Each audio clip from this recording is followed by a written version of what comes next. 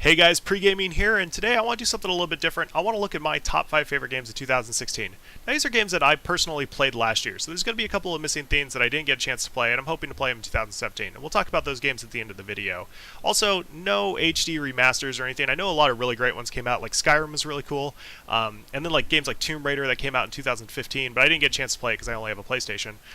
So we're not going to include those on those lists, but here are my top 5 favorite games of 2016. Enjoy. Bang, bang, better hit the ground. Bang, bang, here's the rocket sound. First up at number 5 is Titanfall 2. Titanfall 2 by Respawn Entertainment has, in my opinion, the best single-player campaign in a modern first-person shooter. 2014's Titanfall was a great multiplayer FPS made by a very talented team of former Call of Duty developers, but its single-player campaign was virtually non-existent, and that's a really big turnoff for me. For the sophomore effort, Titanfall 2 continues to have a fantastic, frantic multiplayer game, but the real star of the show is the campaign, featuring a fully fleshed-out story that draws the player into the world and characters you actually care about. Titanfall 2 is a massive improvement over the cookie-cutter, bro-shooter storylines we've seen in modern FPS games the last few years.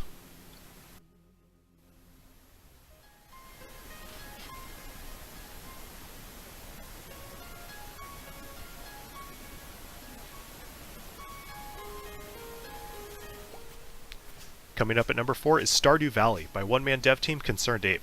Stardew Valley released on PC in February and console in December, ensuring my 2016 was bookended by endless farming action and romancing the absolute shit out of Penny. I've sunk hundreds of hours into this indie farming simulator, and I've barely scratched the surface. As a huge Harvest Moon fan, I've been disappointed in the later entries in the series, which added needless complexities and forced the player to play in a specific way to advance. Stardew Valley is really the spiritual sequel to the original SNES Harvest Moon, and it nails the relaxed, go-at-your-own-pace gameplay that made the original Harvest Moon so perfect. But with all this debauchery and drink, you might wonder... At number 3, The Witcher 3 Blood and Wine. The Witcher 3 by CD Projekt Red was everything I've ever wanted in an open-world RPG, and easily my favorite game of 2015. With a fantastic story and intriguing characters, I couldn't wait to spend more time with Geralt of Rivia when the DLC arrived. And I wasn't disappointed. Blood and Wine adds a ridiculous amount of quality new content for this amazing RPG.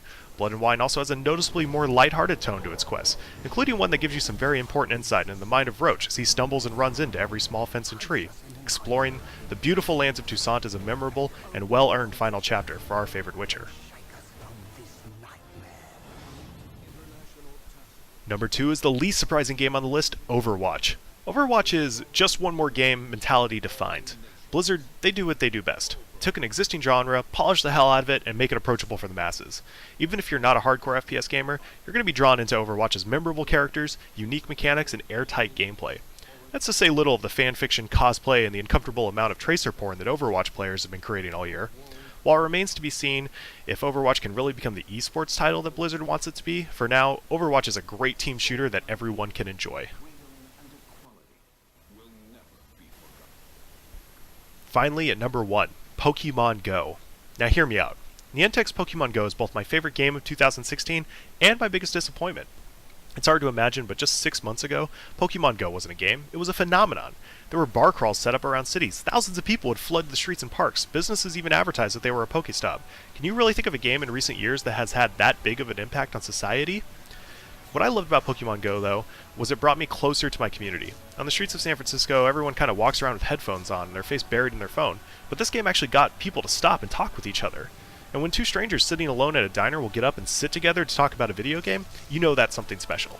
And while Pokemon Go has definitely made some questionable design decisions, and its future looks really uncertain, it is without a doubt my favorite game of 2016.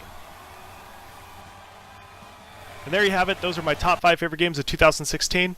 Noticeably absent were a couple of games like Hitman, Civilization 6, Doom. Those are really great games, but unfortunately I didn't get a chance to play them in 2016, so I'm hoping to play them this year in 2017. Also noticeably absent was Inside. Now, that's a game that's making a lot of top 10 lists, Game of the Year lists, and I hated that game. I'll be 100% honest, I really hated that game. I'll probably make a whole video about why I hated that game. But in the meantime, I hope you enjoyed this, and I hope that you'll let me know what your favorite games of 2016 was in the comments below. Thanks for watching. As always, this is PreGaming. Please like, follow, and subscribe, and we'll see you later.